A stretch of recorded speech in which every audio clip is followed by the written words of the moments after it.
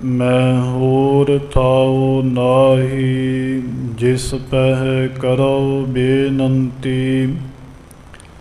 मेरा दुख सुख तुझ ही पास,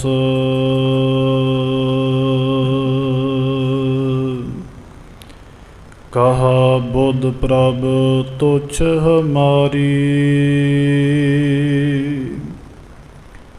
बरन सकै महिमा जो तिहारी, हम ना सकत कर सिफत तुम्हारी। आप लेहो तुम कथा सुधारी, विसर नाही दातार। अपना नाम देहो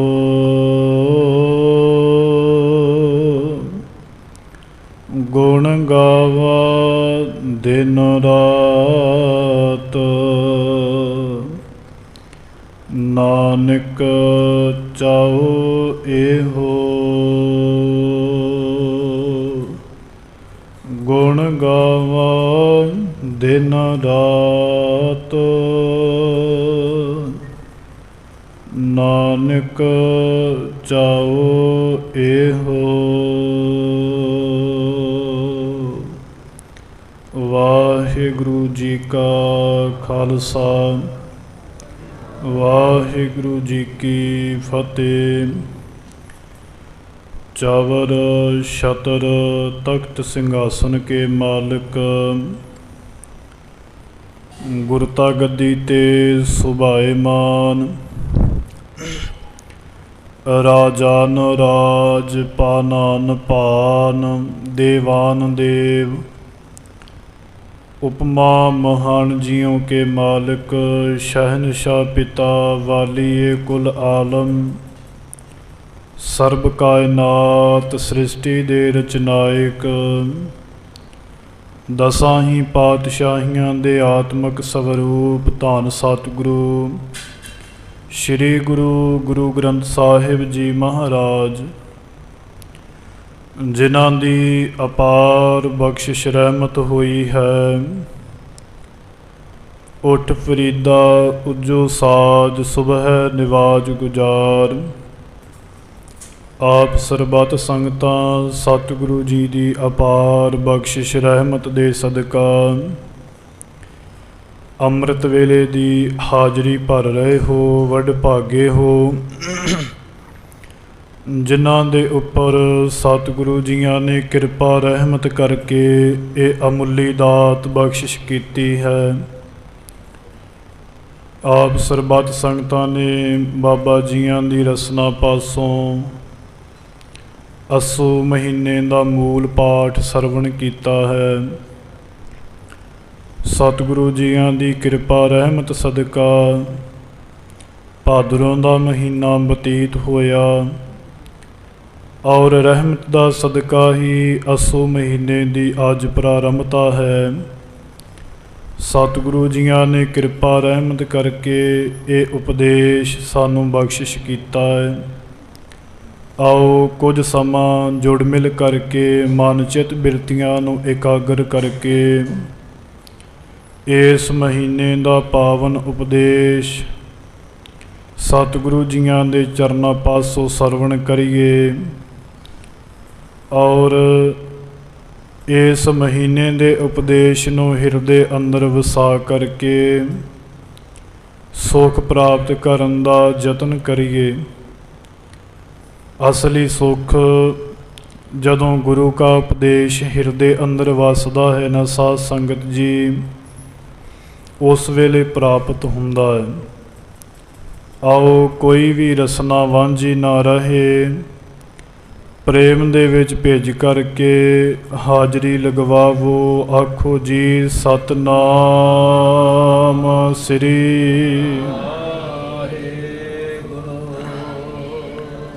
असुन प्रेम उमाहड़ा, क्यों मिलिया हर जाए। साध संगत जी ਭਾਦੋਂ ਦੇ ਮਹੀਨੇ ਦੇ ਵਿੱਚ ਜਿਹੜੀ ਰੁੱਤ ਸੀ, ਆਪ ਸਰਬੱਤ ਸੰਗਤਾਂ ਜਾਣਦੇ ਹੋ ਕਿ ਕਦੀ ਕਦੀ ਤਰਕਾਟਾ ਵੀ ਮਹਿਸੂਸ ਹੋਇਆ ਔਰ ਕਦੀ ਠੰਡੀਆਂ ਹਵਾਵਾਂ ਵੀ ਚੱਲਦੀਆਂ ਰਹੀਆਂ।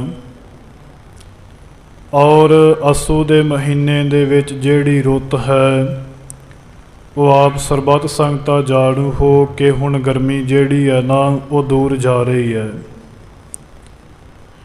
ਔਰ ਮਹਾਰਾਜ ਜੀਆਂ ਨੇ ਦੂਸਰਾ ਇਸ ਜੀਵ ਨੂੰ ਉਪਦੇਸ਼ ਦਿੱਤਾ ਹੈ, ਅਸੁਨ ਪ੍ਰੇਮ ਉਮਾਹੜਾ। ਜੀਵ ਇਸਤਰੀ ਇਸ ਜਿੰਦ ਦੇ ਅੰਦਰ ਪ੍ਰੇਮ ਦਾ ਭਾਰੀ ਉਮਾਹੜਾ, ਉਛਾਲਾ ਜਿਹੜਾ ਹੈ ਨਾ, ਉਹ ਪੈਦਾ ਹੋਇਆ ਹੈ ਕਿ ਕਿਉਂ ਮਿਲਿਆ ਹਰ ਜਾਏ। ਕਿਵੇਂ ਉਸ ਪਰਮਾਤਮਾ ਵਾਹਿਗੁਰੂ ਜੀਆਂ ਨੂੰ ਮਿਲਿਆ ਜਾ ਸਕੇ। ਸਾਧ ਸੰਗਤ ਜੀ, ਵਿਦਵਾਨਾਂ ਨੇ ਅਸੁਣ ਦੇ ਬੜੇ ਸੁੰਦਰ ਅਰਥ ਕੀਤੇ। ਆ ਤੇ ਸੁਣ, ਗੁਰੂ ਦੀ ਸੰਗਤ ਵਿੱਚ ਆਣ ਕਰਕੇ ਉਸ ਪਰਮੇਸ਼ਰ ਵਾਹਿਗੁਰੂ ਜੀਆਂ ਦੀ ਸਿਫਤ ਨੂੰ ਸੁਣਨ ਦੇ ਨਾਲ ਕੀ ਹੁੰਦਾ ਹੈ ਕਿ ਸੰਸਾਰ ਦੇ ਉੱਪਰ ਜਿਹੜੇ ਪਦਾਰਥ ਨੇ ਜਾਂ ਜਿਹੜਾ ਧਨ ਹੈ, ਮਾਇਆ ਹੈ ਨਾ, ਉਹਦੀ ਆਸ਼ਾ ਜਿਹੜੀ ਹੈ ਉਹ ਖਤਮ ਹੋ ਜਾਂਦੀ ਹੈ ਪਰਮਾਤਮਾ ਦੀ ਸਿਫਤ ਸੁਣਨ ਦੇ ਨਾਲ, ਸਤਿਗੁਰੂ ਜੀਆਂ ਦੀ ਗੁਰਬਾਣੀ ਸੁਣਨ ਦੇ ਨਾਲ। ਫਿਰ ਦੂਜੇ ਅਰਥ ਨੇ ਆਸਾ ਸੁਣ। ਆਸਾਂ ਜਿਹੜੀਆਂ ਨੇ ਉਹ ਸੁੰਨ ਹੋ ਜਾਂਦੀਆਂ ਨੇ, ਭਾਵ ਜਿਤਨੀਆਂ ਹਿਰਦੇ ਦੇ ਅੰਦਰ ਆਸ਼ਾਵਾਂ ਹੋਣ ਉਹ ਸਾਰੀਆਂ ਸੁੰਨ ਤੋਂ ਭਾਵ ਹੁੰਦਾ ਖਤਮ ਹੋ ਜਾਣੀਆਂ। ਉਹ ਖਤਮ ਹੋ ਜਾਣ ਤਾਂ ਪ੍ਰੇਮ ਦਾ ਉਮਾਹੜਾ, ਉਛਾਲਾ ਜਿਹੜਾ ਹੈ ਨਾ, ਉਹ ਹਿਰਦੇ ਦੇ ਅੰਦਰ ਪ੍ਰਗਟ ਹੁੰਦਾ ਹੈ। ਪਰਮਾਤਮਾ ਦੇ ਵਾਸਤੇ ਪ੍ਰੇਮ ਜਿਹੜਾ ਹੈ ਫਿਰ ਉਹ ਉਤਪੰਨ ਹੁੰਦਾ ਹੈ। ਸਾਧ ਸੰਗਤ, ਜਿਵੇਂ ਜੀਵ ਇਸਤਰੀ ਜਿਹੜੀ ਹੈ ਨਾ, ਪਤੀ ਨੇ ਦੇ ਵਿੱਚ ਜਾਣਾ ਹੋਵੇ, ਉਹ ਜਦੋਂ ਇਹ ਸੁਣਦੀ ਹੈ ਤੇ ਉਹਦੇ ਹੱਥ ਪੈਰ ਸੁੰਨ ਹੋ ਜਾਂਦੇ ਨੇ। ਉਹ ਵੈਰਾਗ ਦੇ ਵਿੱਚ ਭੁੱਲ ਜਾਂਦੀ ਹੈ ਸਾਰਾ ਕੁਝ। ਇਹ ਦੁਨੀਆ ਦੇ ਰਾਸਕਾਸ ਪਦਾਰਥ ਜਿਹੜੇ ਨੇ ਉਹਨੂੰ ਚੇਤੇ ਨਹੀਂ ਆਉਂਦੇ। ਪਰ ਪਤੀ ਪ੍ਰਦੇਸ਼ ਦੇ ਵਿੱਚ ਚਲਿਆ ਜਾਵੇ ਤੇ ਪਿੱਛੋਂ ਉਹ ਫੇਰ ਕਾਰ ਵਿਹਾਰਾਂ ਦੇ ਵਿੱਚ ਲੱਗ ਕਰਕੇ ਉਹਨੂੰ ਭੁਲਾ ਦਿੰਦੀ ਹੈ। ਦੂਜੇ ਦਰਜੇ ਵਾਲੀਆਂ ਉਹ ਇਸਤਰੀਆਂ, ਸਾਧ ਸੰਗਤ, ਜੋ ਇਸ ਗੱਲ ਨੂੰ ਸੁਣ ਕਰਕੇ ਤਿੰਨਾਂ ਦੇ ਹੱਥ ਪੈਰ ਜਿਹੜੇ ਨੇ ਉਹ ਸੁੰਨ ਹੋ ਜਾਂਦੇ, ਭਾਵ ਵੈਰਾਗ ਦੇ ਵਿੱਚ ਸਰੀਰ ਜਿਹੜੇ ਨੇ ਉਹ ਪਿੰਜਰ ਬਣ ਜਾਂਦੇ ਵਿਛੋੜੇ ਦੇ ਅੰਦਰ। ਸਾਧ ਸੰਗਤ ਜੀ, ਤੀਜੇ ਦਰਜੇ ਵਾਲੀਆਂ ਉਹ ਇਸਤਰੀਆਂ ਜਿਨ੍ਹਾਂ ਦੇ ਪਤੀ ਖਸਮ ਵਿਦੇਸ਼ ਦੇ ਵਿੱਚ ਚਲੇ ਜਾਂਦੇ ਔਰ ਪਿੱਛੋਂ ਉਹਨਾਂ ਦੇ ਤਨ ਪਿੰਜਰ ਆਦਿ ਬਣ ਜਾਂਦੇ ਨੇ। ਵਿਛੋੜਾ ਹੈ ਜਿਹੜਾ ਉਹ ਸਹਿਣ ਹੀ ਨਹੀਂ ਕਰ ਪਾਉਂਦੀਆਂ, ਦੁੱਖ ਭੁੱਖ ਜਿਹੜੀ ਹੈ ਉਹ ਭੁੱਲ ਜਾਂਦੀ ਹੈ। ਇਸੇ ਤਰ੍ਹਾਂ ਮਹਾਰਾਜ ਜੀਆਂ ਨੇ ਜਗਿਆਸੂ ਜੀਵਾਂ ਦੇ ਬਾਰੇ ਦੱਸਿਆ ਕਿ ਜਿਹੜੇ ਜਗਿਆਸੂ ਜੀਵ ਨੇ ਨਾ, ਉਹ ਗੁਰੂ ਕੀ ਸੰਗਤ ਦੇ ਵਿੱਚ ਆਉਂਦੇ ਜ਼ਰੂਰ ਨੇ। ਆਣ ਕਰਕੇ ਪਰਮਾਤਮਾ ਵਾਹਿਗੁਰੂ ਜੀਆਂ ਦੀ ਸਿਫਤ ਨੂੰ ਸੁਣਦੇ, ਸ਼ਬਦ ਨੂੰ ਸੁਣਦੇ ਨੇ ਔਰ ਮਾਇਆ ਦੇ ਵੱਲੋਂ, ਪਦਾਰਥਾਂ ਦੇ ਵੱਲੋਂ ਉਹ ਸੁੰਨ ਹੋ ਜਾਂਦੇ, ਭਾਵ ਉਹਨਾਂ ਦੀਆਂ ਆਸ਼ਾਵਾਂ ਖਤਮ ਹੋ ਜਾਂਦੀਆਂ। ਪਰ ਜਿੰਨਾ ਤੱਕ ਸ਼ਬਦ ਚੱਲਦਾ ਹੈ ਨਾ, ਉਹਨਾਂ ਤੱਕ ਉਹ ਪ੍ਰੇਮ ਦੇ ਵਿੱਚ ਭਿੱਜਦੇ। ਜਦੋਂ ਸ਼ਬਦ ਜਿਹੜਾ ਬੰਦ ਹੋ ਜਾਂਦਾ ਹੈ ਨਾ, ਉਹ ਉਸੇ ਤਰ੍ਹਾਂ ਹੀ ਕਾਰ ਵਿਹਾਰਾਂ ਦੇ ਵਿੱਚ ਲੱਗ ਕਰਕੇ ਪਰਮਾਤਮਾ ਦੇ ਉਪਦੇਸ਼ ਨੂੰ ਭੁੱਲ ਜਾਂਦੇ ਨੇ। ਦੂਜੇ ਜਗਿਆਸੂ ਜੀਵ ਉਹ ਜਿਹੜੇ ਵਿਛੋੜੇ ਦੇ ਵਿਵਹਾਰ ਦੇ ਵਿੱਚ ਲੱਗ ਕਰਕੇ, ਬੈਰਾਗ ਕਰਕੇ ਸਿਰਫ ਇਹੀ ਅਰਦਾਸ ਬੇਨਤੀ ਕਰਦੇ ਨੇ ਕਿ ਪਰਮਾਤਮਾ ਵਾਹਿਗੁਰੂ ਜੀਆਂ ਦੀ ਕਦੋਂ ਪ੍ਰਾਪਤੀ ਹੋਵੇ, ਕਦੋਂ ਇਹ ਵਿਛੋੜਾ ਜਿਹੜਾ ਹੈ ਉਹ ਦੂਰ ਹੋਵੇ ਔਰ ਪਰਮਾਤਮਾ ਦੇ ਨਾਲ ਸਾਡੀ ਮਿਲਾਪ ਹੋਵੇ। ਤੀਜੇ ਜਗਿਆਸੂ ਜੀਵ ਉਹ ਜਿਹੜੇ ਪਰਮਾਤਮਾ ਵਾਹਿਗੁਰੂ ਜੀਆਂ ਤੋਂ ਬਗੈਰ ਰਹਿ ਹੀ ਨਹੀਂ ਸਕਦੇ, ਭਾਵ ਉਹਨਾਂ ਨੂੰ ਵਿਛੋੜਾ ਜਿਹੜਾ ਹੈ ਨਾ ਉਹ ਸਹਿਣ ਨਹੀਂ ਹੁੰਦਾ ਉਹਨਾਂ ਦੇ ਪਾਸੋਂ। ਐਸੀ ਉਹਨਾਂ ਜਗਿਆਸੂ ਜੀਵਾਂ ਦੀ ਹਾਲਤ ਜਿਹੜੀ ਹੈ ਉਹ ਸਾਧ ਸੰਗਤ ਜੀ ਹੁੰਦੀ ਹੈ, ਕਿਉਂਕਿ ਮਹਾਰਾਜ ਜੀਆਂ ਨੇ ਗੁਰਬਾਣੀ ਦੇ ਅੰਦਰ ਇਹ ਕਿਰਪਾ ਕੀਤੀ ਹੈ ਨਾ ਕਿ ਪ੍ਰੇਮ ਦਾ ਉਮਾੜਾ ਉਹਨਾਂ ਜੀਵਾਂ ਦੇ ਹਿਰਦੇ ਅੰਦਰ ਉੱਠਦਾ ਹੈ ਜਿਹੜੇ ਪਰਮਾਤਮਾ ਵਾਹਿਗੁਰੂ ਜੀਆਂ ਦਾ ਓਟ ਆਸਰਾ ਤੱਕਦੇ। ਤੇ ਮਹਾਰਾਜ ਕਹਿੰਦੇ ਕਿਉਂ ਮਿਲਿਆ ਹਰ ਜਾਏ, ਤੇ ਕਿਵੇਂ ਜਾ ਕਰਕੇ ਉਸ ਪਰਮਾਤਮਾ ਵਾਹਿਗੁਰੂ ਜੀਆਂ ਨੂੰ ਮਿਲਿਆ ਜਾ ਸਕੇ, ਪਾਇਆ ਜਾ ਸਕੇ। ਸਾਧ ਸੰਗਤ ਜੀ, ਜਿਵੇਂ ਜਗਿਆਸੂ ਜੀਵ ਨੇ ਨਾ, ਉਹਨਾਂ ਦੀ ਹਾਲਤ ਇੱਕ ਪਪੀਹੇ ਦੀ ਤਰ੍ਹਾਂ ਹੁੰਦੀ ਹੈ। ਪਾਣੀ ਭਾਵੇਂ ਹਰ ਜਗ੍ਹਾ ਦੇ ਉੱਪਰ ਵਿਆਪਕ ਹੈ, ਪਰ ਜਿੰਨਾ ਤੱਕ ਸਵਾਂਤੀ ਬੂੰਦ ਮੁੱਖ ਦੇ ਵਿੱਚ ਨਹੀਂ ਨਾ ਪੈਂਦੀ ਉਹਨਾਂ ਤੱਕ ਉਹਨਾਂ ਨੂੰ ਤ੍ਰਿਪਤੀ ਨਹੀਂ ਹੁੰਦੀ, ਪਿਆਸ ਜਿਹੜੀ ਹੈ ਉਹ ਬੁਝਦੀ ਨਹੀਂ। ਸਤਿਗੁਰੂ ਜੀਆਂ ਨੇ ਗੁਰਬਾਣੀ ਅੰਦਰ ਭਜਨ ਕੀਤੇ, ਚਾਤਰਿਕ ਮੋਰ ਬੋਲਤ ਦਿਨ ਰਾਤੀ, ਸੁਨ ਘਨਹਰ ਕੀ ਘੋਰ। ਇੱਕ ਉਦਾਹਰਨ ਮਹਾਰਾਜ ਜੀਆਂ ਨੇ ਹੋਰ ਦਿੱਤੀ, ਜੋ ਬੋਲਤ ਹੈ ਮ੍ਰਿਗ ਮੀਨ ਪੰਖੇਰੂ, ਸੋ ਬਿਨਹਰ ਜਾਪਤ ਹੈ ਨਹੀਂ ਹੋਰ। ਕੇਵਲ ਉਹਨਾਂ ਨੂੰ ਇੱਕ ਹੀ ਸੁਣਨਾ ਚੰਗਾ ਲੱਗਦਾ ਹੈ, ਉਹ ਹੈ ਪ੍ਰਮਾਤਮਾ ਦਾ ਨਾਮ। ਜਿਵੇਂ ਮਹਾਰਾਜ ਆਂਦੇ, ਜੇਤਾ ਸੁਣਨਾ ਤੇਤਾ ਨਾਮ। ਜੋ ਵੀ ਸੁਣਨਾ ਜਾਂ ਜਿਹੜੀ ਵੀ ਆਵਾਜ਼ ਕੰਨਾਂ ਦੇ ਵਿੱਚ ਪਵੇ ਉਹ ਕੇਵਲ ਪ੍ਰਮਾਤਮਾ ਵਾਹਿਗੁਰੂ ਜੀਆਂ ਦੀ ਨਾਮ ਦੀ ਪਵੇ। ਸਾਧ ਸੰਗਤ ਜੀ, ਇਸ ਤਰ੍ਹਾਂ ਕੀ ਹੋਵੇਗਾ ਕਿ ਉਸ ਪਰਮਾਤਮਾ ਵਾਹਿਗੁਰੂ ਜੀਆਂ ਦੇ ਮਿਲਣ ਦੇ ਵਾਸਤੇ ਭਾਰੀ ਜਿਹੜਾ ਪ੍ਰੇਮ ਦਾ ਉਛਾਲਾ ਜਿਹੜਾ ਹੈ ਨਾ ਉਹ ਹਿਰਦੇ ਦੇ ਅੰਦਰ ਪ੍ਰਗਟ ਹੁੰਦਾ। ਜਿਵੇਂ ਸਾਧ ਸੰਗਤ ਪੁਰਾਤਨ ਗ੍ਰੰਥਾਂ ਦੇ ਅੰਦਰ ਇੱਕ ਕਥਾ ਆਉਂਦੀ ਹੈ ਨਾ ਕਿ ਸ਼ਿਵ ਜੀ ਨੇ ਇੱਕ ਵਾਰ ਡੌਰੂ ਵਜਾਇਆ, ਤੇ ਜਿਨ੍ਹਾਂ ਨੇ ਡੌਰੂ ਦੀਆਂ ਧੁਨੀਆਂ ਸਿੱਖਣੀਆਂ ਸੀ ਉਹਨਾਂ ਨੇ ਉਹ ਸਿੱਖ ਲਈਆਂ, ਔਰ ਉਸ ਦੀ ਆਵਾਜ਼ ਦੇ ਵਿੱਚੋਂ ਜਿਨ੍ਹਾਂ ਨੇ ਵਿਆਕਰਨ ਦੀਆਂ ਭਾਵਨਾ ਰੱਖੀਆਂ ਸੀ ਨਾ, ਉਹਨਾਂ ਨੇ 14 ਸੂਤਰ ਵਿਆਕਰਨ ਦੇ ਸਿੱਖੇ।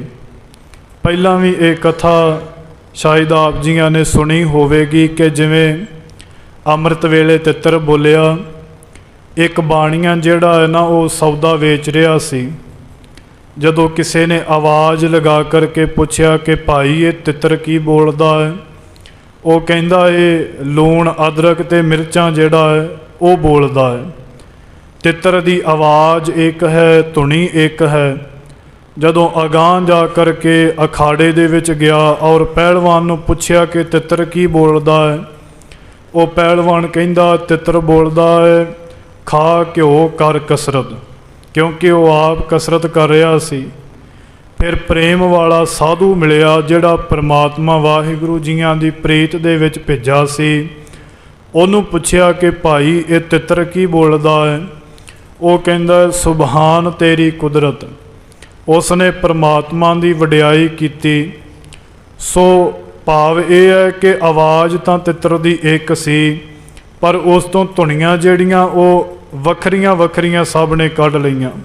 ਜੇਤਾ ਸੁਣਨਾ ਤੇਤਾ ਨਾਮ, ਵੱਖਰੀਆਂ ਵੱਖਰੀਆਂ ਧੁਨੀਆਂ ਨੂੰ ਕੱਢ ਕਰਕੇ ਤੇ ਉਹਦੇ ਵਿੱਚੋਂ ਵੱਖਰਾ ਵੱਖਰਾ ਗਿਆਨ ਜਿਹੜਾ ਉਹ ਪ੍ਰਾਪਤ ਕੀਤਾ।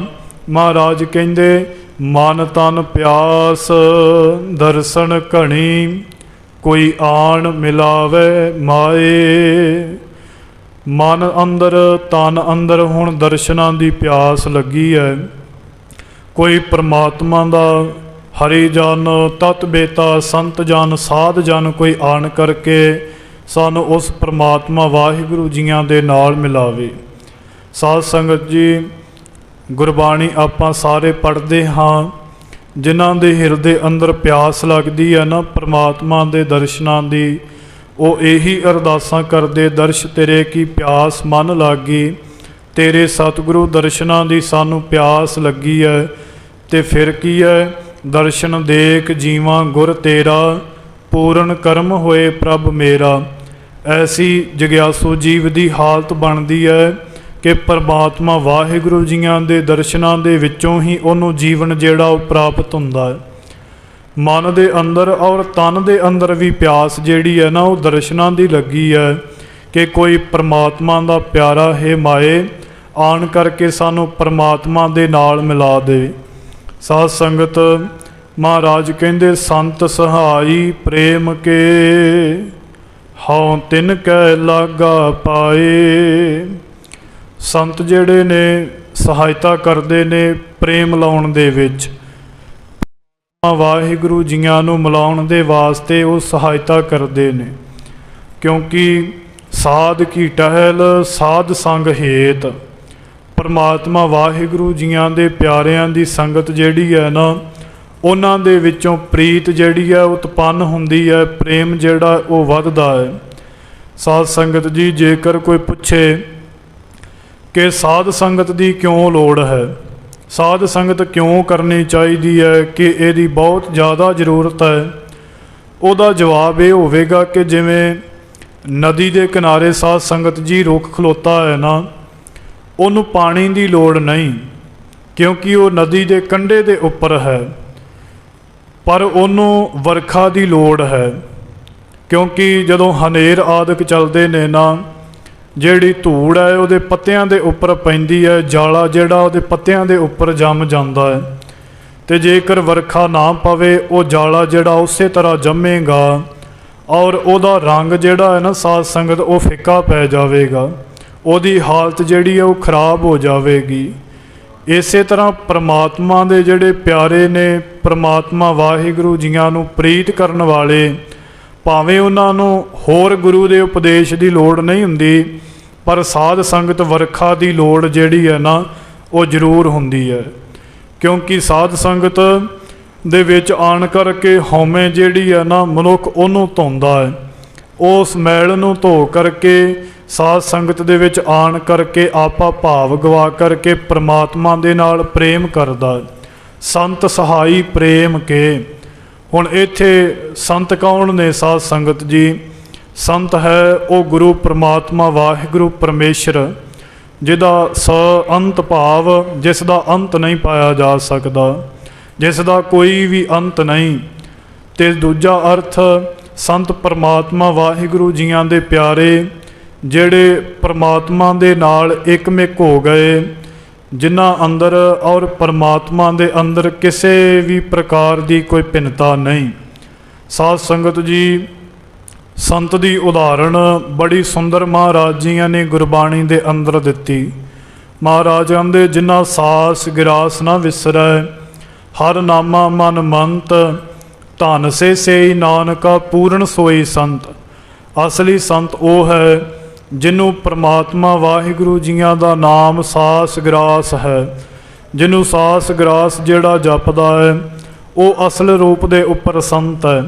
ਸਾਧ ਸੰਗਤ ਜੀ, ਝਾਟੀ ਅੱਜ ਕੱਲ੍ਹ ਵਿਚਾਰ ਕਰ ਦਿੱਤੀ ਜਾਂਦੀ ਹੈ ਕਿ ਅੱਜ ਦੇ ਸਮੇਂ ਦੇ ਅੰਦਰ ਕੋਈ ਸੰਤ ਨਹੀਂ, ਕੋਈ ਸਾਧੂ ਨਹੀਂ, ਪਰ ਸਾਧ ਸੰਗਤ ਮਹਾਰਾਜ ਜੀਆਂ ਦੀ ਗੁਰਬਾਣੀ ਦਾ ਫੈਸਲਾ ਹੈ ਕਿ ਪ੍ਰਮਾਤਮਾ ਆਦਿ ਕਾਲ ਤੋਂ ਹੀ ਆਪਣੇ ਪਿਆਰਿਆਂ ਨੂੰ ਇਸ ਮਾਤ ਲੋਕ ਦੇ ਉੱਪਰ ਭੇਜਦਾ ਆਉਂਦਾ ਹੈ। ਔਰ ਸਾਧ ਸੰਗਤ ਜੀ, ਜੇਕਰ ਦੇਖਿਆ ਜਾਵੇ ਕਿ ਪ੍ਰਮਾਤਮਾ ਦੇ ਪਿਆਰੇ ਨਾ ਤੇ ਉਹਨਾਂ ਨੂੰ ਨਿੰਦਿਆ ਦੇ ਨਾਲ ਕੋਈ ਅਸਰ ਹੈ, ਜੇਕਰ ਉਹਨਾਂ ਦੀ ਕੋਈ ਬਹੁਤੀ ਉਪਮਾ ਕਰੇ ਤੇ ਨਾ ਉਹਨਾਂ ਨੇ ਉਪਮਾ ਦੇ ਨਾਲ ਹੀ ਉਹਨਾਂ ਨੂੰ ਕੋਈ ਅਸਰ ਹੁੰਦਾ ਹੈ, ਕਿਉਂਕਿ ਉਹ ਪ੍ਰਮਾਤਮਾ ਵਾਹਿਗੁਰੂ ਜੀਆਂ ਦੇ ਪ੍ਰੇਮ ਦੇ ਵਿੱਚ ਰੰਗੇ ਨੇ।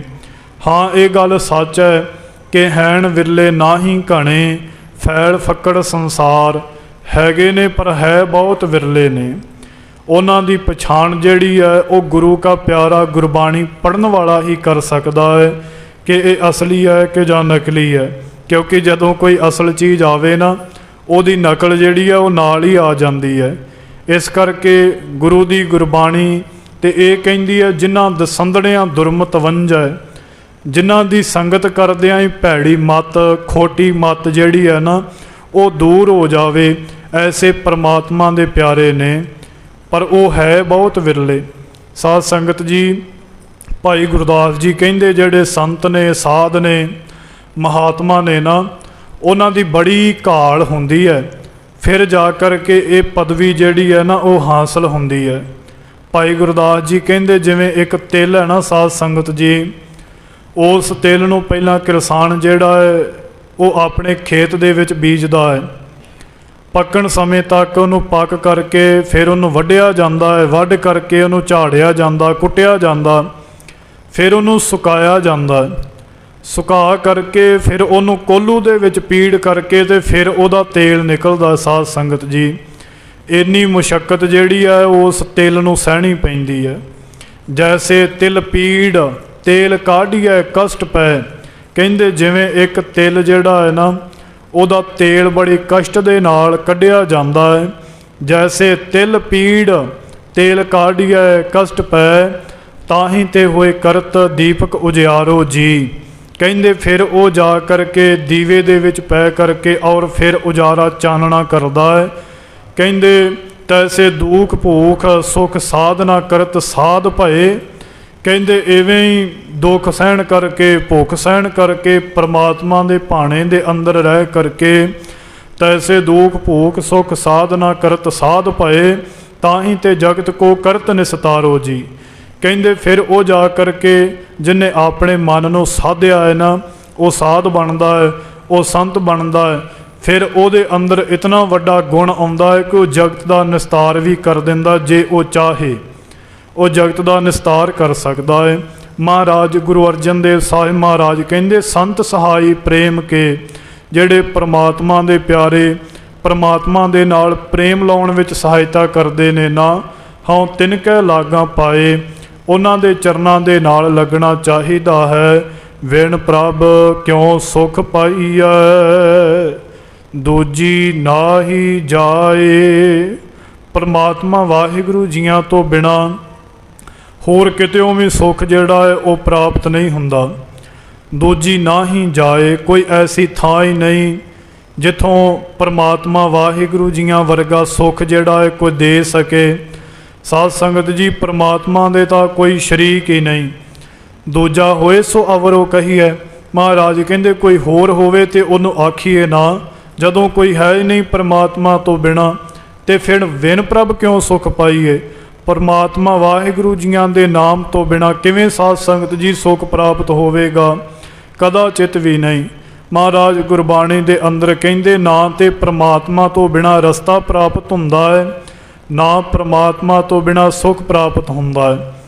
ਪਰਮਾਤਮਾ ਦੇ ਰਸਤੇ ਤੋਂ ਬਿਨਾਂ ਕੂੜ ਕਪਟ ਕਮਾਵੇ, ਮਹਾ ਦੁੱਖ ਪਾਵੇ, ਬਿਨ ਸਤਿਗੁਰ ਮਗ ਨਾ ਪਾਇਆ। ਉਜੜ ਪੰਥ ਭ੍ਰਮੈ ਗਵਾਰੀ, ਖਿਨ ਖਿਨ ਧੱਕੇ ਖਾਇਆ।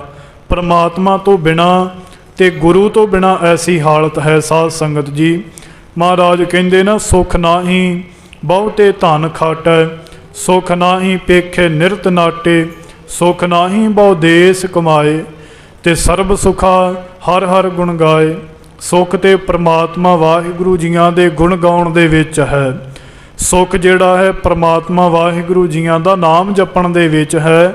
ਦੂਜੀ ਨਾ ਹੀ ਜਾਏ, ਹੋਰ ਕੋਈ ਥਾਂ ਨਹੀਂ। ਤੇਰਾ ਸ਼ਰੀਕ ਕੋ ਨਾਹੀ, ਜਿਸ ਨੂੰ ਲਵੇ ਲਾਏ ਸੁਣਾਇਆ। ਪਰਮਾਤਮਾ ਵਾਹਿਗੁਰੂ ਜੀਆਂ ਦਾ ਕੋਈ ਵੀ ਸ਼ਰੀਕ ਨਹੀਂ ਜਿਹੜਾ ਸਾਨੂੰ ਸੁੱਖ ਦੇ ਸਕੇ। ਇਸ ਕਰਕੇ ਉਸ ਪਰਮਾਤਮਾ ਵਾਹਿਗੁਰੂ ਜੀਆਂ ਦੇ ਹੀ ਅੱਗੇ ਅਰਦਾਸ ਬੇਨਤੀ ਕਰਨੀ ਚਾਹੀਦੀ ਹੈ।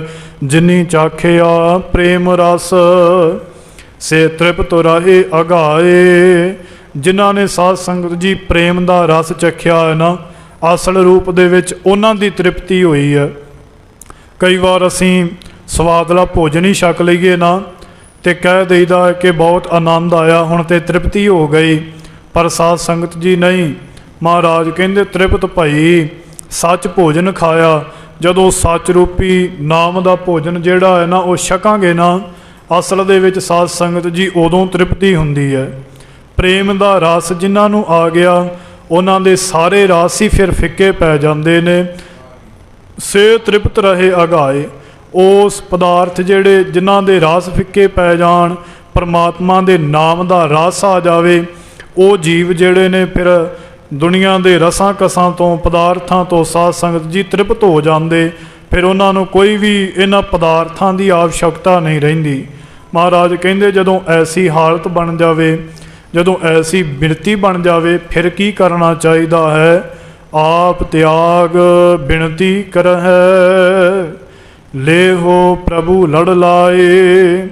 ਆਪਾ ਭਾਵ ਛੱਡ ਕਰਕੇ, ਹਉਮੈ ਨੂੰ ਗਵਾ ਕਰਕੇ ਤੇ ਬਿਨਤੀ ਕਰੇ। परमात्मा अगे अरदास ही करनी चाहिए है कि सतगुरु जी कृपा करो, सानू बख्श लो, लेहो प्रभु लड़ लाए। साध संगत जिमें गुरु गोबिंद सिंह साहिब जी महाराज जियां दा दरबार सज्जा है, आगरे दे अंदर सभा लगी हुई है ना, ते बहादुर शाह दा जिहड़ा काजी वो सतगुरु जियां कोल आया, कहन लगा सतगुरु श्री गुरु गोबिंद सिंह साहिब जी महाराज तुसी दसो कि जेकर कोई बंदा परमात्मा नू मिलना चाहे, खुदा नू पाउणा जावे ते उहनूं किवें पा सकदा है। गुरु गोबिंद सिंह साहिब जी महाराज कहन लगे काजी जी, जेकर कोई मनुख ऐब ना करे, कोई माड़े विकार ना करे, मंदे कर्म ना करे, ते परमात्मा अगे अरदास ही करी जावे, वार वार बेनती करी जावे कि परमात्मा मैनू बख्श लो, ते ओ फिर परमात्मा नू पा सकदा है। काजी कहन लगा सतगुरु जदों कोई असीं ऐब ही ना करांगे, माड़े विकार कर्म ही ना करांगे, तो फिर परमात्मा अगे बेनती करन दी की लोड़ है, परमात्मा अगे अरदास करन दी की लोड़ है। सतगुरु कहन लगे काजी अपना मन टिका करके देख टिकदा है। उस काजी ने यत्न किया, साध संगत मन ना टिकिया। महाराज कहन लगे इस तन नूं ते विकारां वल्लों वर्ज करके रखना है, पर मन करके हमेशा ही परमात्मा अगे बेनतियां करनियां चाहिदियां। सतगुरु असीं भुल्लणहार जीव हाँ, ते अपने चरनां दे नाल सानू जोड़ लवो। ते साध संगत बेनती भी उहदी कबूल हुंदी है जिहड़ा सच्चे दे कोल करे, एक दे कोल रखे, क्योंकि जेकर आस साडी एक दे कोल है ना, वो आस पूरी होवेगी। जेकर असीं आसां जिहड़ियां ने होरनां दे कोल ला लईए जां बहुतियां दे कोल ला लईए, वो आसां जिहड़ियां ने पूरीआं नहीं हुंदियां। जिवें महाराज गुरबाणी अंदर बचन करदे ना, जे मन चित आस रखै हर उपर, तां मन चिंदे अनेक अनेक फल पाई। जे ते एक दे उपर आस है तां तेरे मन दीयां जितनियां भावना ने ना, वो सारे फल तेनू प्राप्त होणगे। जे मन चित आस रखे हर उपर, तां मन चिंदे अनेक अनेक फल पाई। महाराज कहंदे सारे फल ही प्राप्त होणगे। क्यों? क्योंकि हर सब किश जाणे जो जी वरतै, तेरे हिरदे दे अंदर जो चल रहा परमात्मा जानदा है। हर सब किश जाने जो जी वरतै, प्रभ घालिया किसे का एक तिल ना गवाई। परमात्मा किसे दी घाल कमाई नूं एक तिल मात्र भी अजाया नहीं जान देंदा। मेरे मन आसा कर जगदीश गुसाई, जो बिन हर आस अवर काहू की कीजै, साने फल आस सब बिरथी जाई। जेड़े परमात्मा वाहिगुरू जियां तो बगैर किसे दियां आसां रखदे ने ना, उन्हां दियां आशावां जिहड़ियां ने वो नहफल ने, वो बिरथियां ने। साध संगत जी इस करके आप त्याग बिनती करे, अपना भाव छड्ड करके परमात्मा अगे अरदास करे, सतगुरु लेहो प्रभु लड़ लाए, तुसी मैनू अपने चरनां दे नाल मिला लवो। जो हर कंत में लाईया से विछड़ कतहे ना जाए। साध संगत जिन्हां नूं गुरु अपने चरनां दे नाल मिला लवे ना, वो फिर कदे वास्ते भी विछड़ते नहीं। जो हर कंत कंत ओ पति परमेश्वर वाहिगुरू, ते जिन्हां जीव इस्त्रियां नूं उस कंत ने अपने नाल जोड़ लिया है ना, से विछड़ कते ना जाए। वो कदे वास्ते भी विछड़दियां नहीं। परमात्मा वाहिगुरू जियां दे चरनां दा आसरा तक करके सतगुरु जियां दे चरनां दा भौरा बन जांदियां। प्रभ विण दूजा को नहीं, नानक हर सरनाए। परमात्मा वाहिगुरू जियां तो बगैर कोई दूजा नहीं। नानक हर सरनाए। परमात्मा वाहिगुरू जियां दी शरण दे विच पैना चाहिदा है। उस परमात्मा वाहिगुरू जियां दी शरण दे विच पिया साध संगत सारे दुख कलेश जिहड़े ने ना वो खत्म हो जांदे। जीव दे जितने झगड़े ने इस मात लोक दे अंदर पदार्थां नूं मुख रखदिआं, माया नूं मुख रखदिआं, वो सारे खत्म हो जांदे। फिर अखीर दे विच महाराज सिरलेख बख्शिश करदे, कहंदे असो सुखी वसंदिया जिना मया हर राए। असू दे महीने दे अंदर वो जीव सुखी वसदे जिन्हां उपर परमात्मा वाहिगुरू कृपा करे, रहमत करे। आप मेहरां भरिया हथ रख करके उन्हां नूं अपने चरनां दे नाल जोड़े। उन्हां नूं ये महीना जिहड़ा है ना ਉਹ ਸੁਖੀ ਵਸਦਾ ਜਿਹੜਾ ਉਹ ਪ੍ਰਤੀਤ ਹੁੰਦਾ ਹੈ।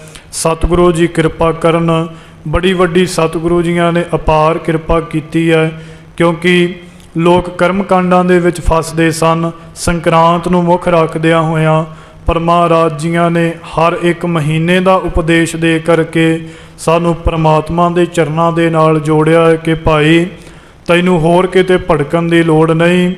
ਗੁਰੂ ਦਾ ਉਪਦੇਸ਼ ਜੇਕਰ ਹਿਰਦੇ ਅੰਦਰ ਧਾਰਨ ਕਰੇਂਗਾ, ਸਾਰੇ ਫਲ ਸਾਰੇ ਸੁੱਖ ਤੈਨੂੰ ਜਿਹੜੇ ਨੇ ਨਾ ਉਹ ਪ੍ਰਾਪਤ ਹੋਵਣਗੇ। ਤੇ ਸਤਿਗੁਰੂ ਕਿਰਪਾ ਕਰੇ, ਗੁਰੂ ਦਾ ਉਪਦੇਸ਼ ਜਿਹੜਾ ਹੈ ਨਾ ਉਹ ਸਾਡੇ ਹਿਰਦੇ ਅੰਦਰ ਵਸ ਜਾਵੇ। ਅਸੀਂ ਗੁਰੂ ਦੇ ਉਪਦੇਸ਼ ਨੂੰ ਧਾਰਨ ਕਰਕੇ ਇਸ ਮਾਤ ਲੋਕ ਦੇ ਉੱਪਰ ਫਿਰ ਵਿਚਰੀਏ ਤਾਂ ਉਹ ਆਨੰਦ ਜਿਹੜਾ ਹੈ ਨਾ ਸਾਧ ਸੰਗਤ ਜੀ ਉਹ ਵੱਖਰਾ ਹੋਵੇਗਾ। ਸਤਿਗੁਰੂ ਕਿਰਪਾ ਕਰਨ, ਵਡਭਾਗੇ ਹੋ ਜਿਨ੍ਹਾਂ ਨੂੰ ਸਾਧ ਸੰਗਤ ਦੀ ਪ੍ਰਾਪਤੀ ਹੋਈ ਹੈ। ਵੱਡਿਆਂ ਭਾਗਾਂ ਦੇ ਨਾਲ ਗੁਰੂ ਕੀ ਸੰਗਤ ਜਿਹੜੀ ਹੈ ਨਾ ਉਹ ਪ੍ਰਾਪਤ ਹੁੰਦੀ ਹੈ ਸਾਧ ਸੰਗਤ ਜੀ, ਕਿਉਂਕਿ ਜਿਨ ਕੇ ਚਿੱਤ ਕਠੋਰ ਹੈ ਸੇ ਬਹਿ ਨਾ ਸਤਿਗੁਰ ਪਾਸ, ਉੱਥੇ ਸੱਚ ਵਰਤਦਾ ਕੂੜਿਆਰਾ ਚਿੱਤ ਉਦਾਸ। ਕਿਉਂਕਿ ਮਹਾਰਾਜ ਜੀਆਂ ਦੇ ਚਰਨਾਂ ਦੇ ਪਾਸ ਕੇਵਲ ਸਚਿਆਰ ਸਿੱਖ ਆਣ ਕਰਕੇ ਬੈਠਦੇ, ਕੇਵਲ ਉਹੀ ਬੈਠਦੇ ਨੇ। ਸਰਵਰ ਹੰਸ ਤੁਰੇ ਹੀ ਮੇਲਾ, ਖਸਮੈ ਇਹ ਵੈ ਭਾਣਾ, ਸਰਵਰ ਅੰਦਰ ਹੀਰਾ ਮੋਤੀ, ਸੋ ਹੰਸਾ ਕਾ ਖਾਣਾ।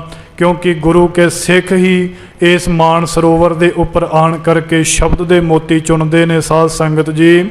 ਕਿਉਂਕਿ ਬਗਲਾ ਕਾਗ ਨਾ ਰਹੇ ਸਰਵਰ, ਜੇ ਹੋਵੇ ਅਤ ਸਿਆਣਾ, ਉਹਨਾਂ ਰਿਜਕ ਨਾ ਪਾਇਓ ਉੱਥੇ, ਉਹਨਾਂ ਹੋਰੋ ਖਾਣਾ। ਉਹਨਾਂ ਦੀ ਹਾਲਤ ਜਿਹੜੀ ਹੈ ਮਨਮੁਖਾਂ ਦੀ ਵਿਕਾਰੀਆਂ ਦੀ, ਉਹ ਗੁਰੂ ਕੀ ਸੰਗਤ ਵਿੱਚ ਨਹੀਂ ਆ ਸਕਦੇ। ਗੁਰੂ ਕੀ ਸੰਗਤ ਕੇਵਲ ਪਰਮਾਤਮਾ ਦੇ ਪਿਆਰੇ ਗੁਰਸਿੱਖੜੇ ਹੰਸ ਕਰਦੇ। ਸਤਿਗੁਰੂ ਕਿਰਪਾ ਕਰਨ, ਆਪ ਵਡਭਾਗੇ ਹੋ, ਇਹ ਵਿਚਾਰ ਜਿਹੜੀ ਹੈ ਸਾਡੇ ਹਿਰਦੇ ਦੇ ਅੰਦਰ ਵਸ ਜਾਵੇ। ਸਤਿਗੁਰੂ ਕਿਰਪਾ ਕਰਨ, ਰਹਿਮਤ ਕਰਨ, ਪਰਮਾਤਮਾ ਦੇ ਉਪਦੇਸ਼ ਦੇ ਉੱਪਰ ਚੱਲਣ ਦਾ ਸਾਨੂੰ ਸੁਭਾਗ ਸਮਾਂ ਜਿਹੜਾ ਹੈ ਉਹ ਪ੍ਰਾਪਤ ਹੋ ਸਕੇ। ਵਿਚਾਰਾਂ ਕਰਦਿਆਂ ਹੋਇਆਂ ਇੱਕ ਨਹੀਂ ਅਨੇਕ ਪ੍ਰਕਾਰ ਦੀਆਂ ਗਲਤੀਆਂ ਭੁੱਲਾਂ ਹੋ ਜਾਣੀਆਂ ਸੁਭਾਵਿਕ ਨੇ। ਸਤਿਗੁਰੂ ਜੀਆਂ ਦੀ ਗੁਰਬਾਣੀ ਦੀ ਵਿਚਾਰ ਅਗਾਧ ਬੋਧ ਹੈ। ਉਸ ਇਲਾਹੀ ਗੁਰਬਾਣੀ ਦੀ ਵਿਚਾਰ ਸਤਿਗੁਰੂ ਜੀ ਕਿਰਪਾ ਕਰਨ ਤਾਂ ਕੋਈ ਕਰ ਸਕਦਾ ਹੈ। ਸਤਿਗੁਰੂ ਜੀ ਰਹਿਮਤ ਕਰਨ, ਭੁੱਲਾਂ ਨਾ ਚਿਤਾਰਿਓ। ਆਓ ਬੜੇ ਪ੍ਰੇਮ ਸਹਿਤ ਆਪ ਸਰਬੱਤ ਸੰਗਤਾਂ ਅਸੀਸ ਬਖਸ਼ਿਸ਼ ਕਰੋ ਔਰ ਫਤਿਹ ਬੁਲਾਵੋ। ਆਖੋ ਜੀ ਵਾਹਿਗੁਰੂ ਜੀ ਕਾ ਖਾਲਸਾ, ਵਾਹਿਗੁਰੂ ਜੀ ਕੀ ਫਤਿਹ।